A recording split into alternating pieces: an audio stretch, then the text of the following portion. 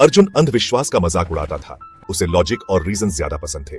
उसका छोटा सा शहर पहाड़ियों के बीच बसा और पुराने पेड़ों की छाया में भूतिया कहानियों से भरा था। अर्जुन उन्हें फोल्कलोर समझकर टाल देता था।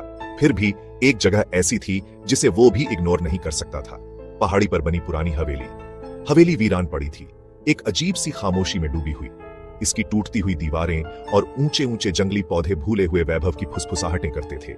लोकल लोग एक श्रापित परिवार, बेचैन आत्माओं और एक भूतिया शीशे की कहानियां सुनाते थे जो रिफ्लेक्शंस चुरा लेता था। हालांकि अर्जुन ने मिस्ट्री नहीं, सिर्फ डीके देखा। एक उमस भरी शाम जब परछाइयां लंबी हो गईं और शहर अपनी सामान्य फुसफुसाहटों में बस गया, अर्जुन ने खुद को चुनौती में पाया। उसके दोस्तों ने टिमटिमाते लैंप की रोशनी में उसे हवेली में एक रात बिताने की हिम्मत दी। उन्होंने उसकी स्केप्टिसिज्म से उसे ललचाया, उसकी डीपली हेल्ड बिलीफ्स को डिसमिस करने पर सवाल उठाया। अर्जुन, जो कभी भी चैलेंज से पीछे नहीं हटता था, मान गया। उसने मिट्स को डिबंक करने और फुसफुसाहटों को चुप कराने का मौका देखा। उसे क्या पता था, वो सदियों पुराने नाइटमेयर में कदम रख रहा है। जैसे ही अर्जुन हवेली के पास पहुंचा, हवा अनकही दहशत से भर गई। लोहे के दरवाजे कराहते हुए खुले, उनके झंग लगे हिंजेस ने इंट्रूजन का विरोध किया। पत्तों और मिट्टी के वर्षों से जमा होने के कारण रास्ता मुश्किल से दिखाई दे रहा था, जो कभी भव्य प्रवेश द्वार की ओर जाता था। उसने दरवाजे खोले, उनकी चीख खामोश घर में गूंज रही थी। बंद खिड़कियों की दरारों से छनकर आती हल्की मूनलाइट में धूल के कण नाच रहे थे। हवा सड़ी हुई गंध से भारी और बासी थी। अर्जुन सावधानी से मेन हॉल में दाखिल हुआ। कभी कभी ऑर्नेट चैंडिलियर्स पर मकड़ी के जाले लगे थे और परछाइयां डरे हुए जीवों की तरह कोनों से चिपकी हुई थी। गर्मी की रात के बावजूद उसने अपनी रीढ़ में ठंडक महसूस की। उसने एक एक करके हवेली के कमरों को देखा। हर कमरा फीके एलिगेंस और भूली हुई जिंदगियों की खामोश कहानी कह रहा था। उसने एक परिवार के अवशेष देखे। एक बच्चे की गुड़िया धूल भरी जमीन पर पड़ी हुई थी। एक अधूरा टैपेस्ट्री एक कुर्सी पर लिपटा हुआ था।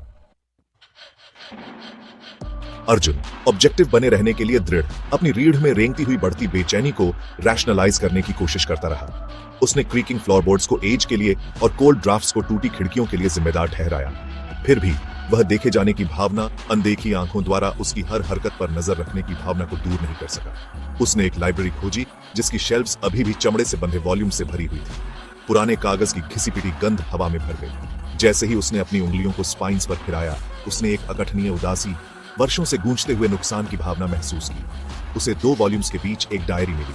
इसके पन्ने उम्र के साथ भंगुर एक युवा महिला की उन्मत्त स्क्रिबलिंग से युक्त थे। उसने परछाइयों, रात में फुसफुसाहट और एक ऐसे शीशे के बारे में लिखा जो एक भयानक सच्चाई को दर्शाता है। अर्जुन ने इसे एक परेशान दिमाग के रैम्बलिंग्स के रूप में खारिज कर दिया। फिर भी शब्द एक अनसेटलिंग फैमिलियरिटी के साथ गूंजते रहे। जैसे जैसे रात गहरी होती गई, हवेली जीवंत होती गई। परछाइयां लंबी और मुड़ी हुई मेनेसिंग रूप लेती हुई। फुसफुसाहटें दीवारों से निकलती हुई प्रतीत हो रही थीं। उसका नाम बुदबुदा रही थी।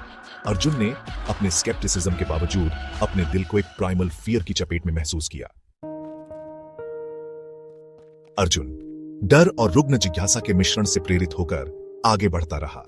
उसने खुद को एक लंबे अंधेरे हॉलवे के अंत में एक कमरे की ओर खींचा हुआ पाया। दरवाजा दूसरों के विपरीत थोड़ा खुला हुआ था। हल्की मूनलाइट का एक टुकड़ा धूल भरे फ्लोरबोर्ड्स पर फैला हुआ था। उसने दरवाजा खोला। उसका हाथ थोड़ा कांप रहा था। कमरा आश्चर्यजनक रूप से अच्छी तरह से रोशन था। मूनलाइट एक बड़े ऑर्नेट मिरर से परावर्तित हो रहा था जो एक दीवार पर छाया हुआ था। शीशा जिसकी चांदी उम्र के साथ धूमिल हो गई थी, एक अजीब सी ऊर्जा के साथ धड़कता हुआ प्रतीत हो रहा था। अर्जुन सावधानी से शीशे के पास पहुंचा। उसने फुसफुसाहटें, भूतिया रिफ्लेक्शन की कहानियां सुनी थीं। उसने अपना हाथ उठाया, कांच की उम्र और खामियों से विकृत अपने रिफ्लेक्शन को देखने की उम्मीद में, लेकिन उसे घूर रहा चेहरा उसका अपना नहीं था। भाग 5। शीशे में आंखें। यह एक युवती का चेहरा था। उसकी आंखें दहशत से फैली हुई थीं। उसने एक पुराने जमाने का गाउन पहना हुआ था। उसके बाल इलैबोरेट ब्रेड्स में बने हुए थे। उसके होंठ हिल रहे थे, खामोश शब्द बना रहे थे। उसकी निगाहें अर्जुन पर ऐसी तीव्रता से टिकी हुई थीं जिससे उसकी रीढ़ में कंपकंपी दौड़ गई। अर्जुन लड़खड़ाकर पीछे हट गया। उसका दिल उसकी पसलियों से टकरा रहा था। उसने पलकें झपकाईं, एपरिशन के गायब होने की उम्मीद में। लेकिन जब उसने वापस देखा तो महिला अभी भी वहीं थी, शीशे की गहराई में फंसी हुई थी। उसने जो देखा उसे रैशनलाइज करने की कोशिश की। एक हेलुसिनेशन शायद, कहानियों और हवेली के दमनकारी माहौल के कारण। लेकिन गहराई से उसका एक हिस्सा जिसे उसने हमेशा दबाया था, सच्चाई जानता था। वह एक भूत को देख रहा था। शीशे में महिला ने हाथ बढ़ाया। उसकी भूतिया उंगलियां कांच के खिलाफ दबा रही थीं। उसके स्पर्श ने कमरे में बर्फीली ठंड की लहर भेज दी, जिससे अर्जुन की बाहों पर रोंगटे खड़े हो गए। वह लगभग उसकी बेबसी, संवाद करने की उसकी जरूरत को महसूस कर सकता था। भाग 6 सच्चाई की एक झलक। अर्जुन ने खुद को वापस लाइब्रेरी की ओर खींचा हुआ पाया। डायरी उसके हाथ में कसकर जकड़ी हुई थी। उसने उन्मत्त स्क्रिबलिंग्स को फिर से पढ़ा। शब्द अब एक चिलिंग क्लैरिटी से ओतप्रोत हैं। उसे एहसास हुआ कि युवती शीशे के अंदर फंसी हुई भूत थी। उसका नाम अन्या था और वह एक सदी पहले हवेली की निवासी थी। उसने एक फॉरबिडन लव, एक ईर्ष्यालु प्रेमी और एक विश्वासघात के बारे में लिखा जिसका अंत त्रासदी में हुआ। अन्या की हत्या कर दी गई थी। उसकी आत्मा शीशे से बंधी हुई थी, हमेशा के लिए अपने अंतिम क्षणों को फिर से जीने के लिए मजबूर थी। डायरी ने उसे मुक्त करने के तरीके, श्राप को तोड़ने के तरीके के बारे में बताया। अर्जुन, उसकी स्केप्टिसिज्म जिम्मेदारी की बढ़ती भावना से बदल गई, मदद करने के लिए मजबूर महसूस कर रहा था। वह पीढ़ियों से छिपी एक सच्चाई पर ठोकर खा गया था और वह शीशे के अंदर फंसी महिला की दलीलों को नजरअंदाज नहीं कर सका। भाग 7 खोए हुए लोगों के चेहरे। जैसे ही अर्जुन ने अन्या की कहानी में गहराई से देखा, उसने शीशे में अन्य चेहरे दिखाई देने लगे। पुरुष और महिलाएं, उनके चेहरे पीड़ा और निराशा में मुड़े हुए थे। उन्होंने हाथ बढ़ाया, उनकी आंखें रिहाई के लिए विनती कर रही थी। अर्जुन ने महसूस किया कि अन्या अकेली नहीं थी जो शीशे की गहराई में फंसी हुई थी। उसने एक युवक का चेहरा देखा। उसकी आंखें क्रोध और ईर्ष्या से भरी हुई थी। अर्जुन ने महसूस किया कि यही ईर्ष्यालु प्रेमी अन्या की मौत के लिए जिम्मेदार था। उसकी आत्मा अपराध बोध और पछतावे से ग्रस्त भी शीशे से बंधी हुई थी। हवेली, अर्जुन अब समझ गया था, केवल अन्या के भूत से प्रेतवाधित नहीं थी। यह एक जेल थी, हमेशा के लिए शीशे से बंधी आत्माओं के लिए एक पर्गेटरी। और वह स्केप्टिक, तर्क का आदमी अकेला था जो उन्हें मुक्त कर सकता था। भाग 8 फंसा हुआ। अर्जुन ने डायरी में दिए गए निर्देशों का पालन किया, विस्तार से वर्णित रिचुअल्स को किया। उसने मोमबत्तियां जलाईं, उन्हें एक विशिष्ट पैटर्न में व्यवस्थित किया और एक प्राचीन मंत्र के शब्दों का जाप किया। हवा ऊर्जा से चटक रही थी। कमरे में परछाइयां उसके द्वारा आहूत की जा रही शक्ति पर प्रतिक्रिया करते हुए मुड़ती और मुड़ती हुई प्रतीत हो रही थी। शीशा धड़क रहा था। उसकी सतह पत्थर से विचलित पानी की तरह लहरा रही थी। फंसी हुई आत्माओं के चेहरे और अधिक स्पष्ट हो गए। उनके भाव निराशा से आशा में बदल गए। अन्या की आंखें, जो कभी दहशत से भरी थीं, अब कृतज्ञता की झलक लिए हुए थी। लेकिन रिचुअल ने कुछ अंधेरे और द्वेषपूर्ण को भी जगा दिया था। कमरे का तापमान गिर गया और एक सर्द हवा हवेली से होकर चली गई, जिससे मोमबत्तियां बुझ गईं।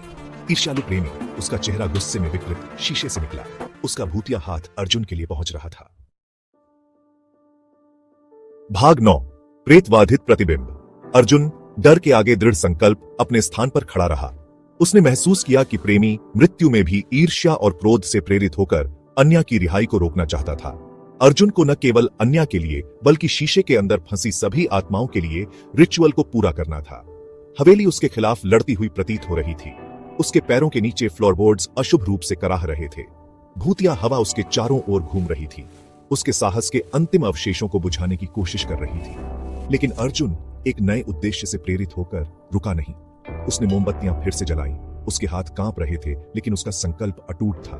उसने मंत्र जारी रखा। उसकी आवाज खामोश हवेली में गूंज रही थी। निराशा के सामने आशा की किरण। शीशा और तेज धड़क रहा था। उसके भीतर के भूतिया रूप बाहर पहुंच रहे थे। उनकी ऊर्जा उसके साथ विलीन हो रही थी। एक अंतिम हृदय विदारक रोने के साथ अन्या शीशे से मुक्त हो गई। अन्य आत्माओं ने पीछा किया। उनके भूतिया रूप अर्जुन के चारों ओर मुक्त ऊर्जा के भंवर की तरह घूम रहे थे। ईर्ष्यालु प्रेमी, उसकी शक्ति क्षीण हो रही थी। उसे वापस शीशे में खींच लिया गया। उसकी चीखें हवेली में गूंज रही थीं, क्योंकि वह एक बार फिर कैद हो गया था। जैसे ही भोर हुई, धूल भरी खिड़कियों से अपनी सुनहरी रोशनी बिखेरते हुए अर्जुन खामोश हवेली में अकेला खड़ा था। शीशा अब उगते सूरज का एक धूमिल रिफ्लेक्शन अपने पूर्व कैदियों का कोई निशान नहीं रखता था। अर्जुन ने हवेली छोड़ दी, हमेशा के लिए अपने अनुभव से बदल गया। वह उनकी कहानियों का पालन कर रहा था,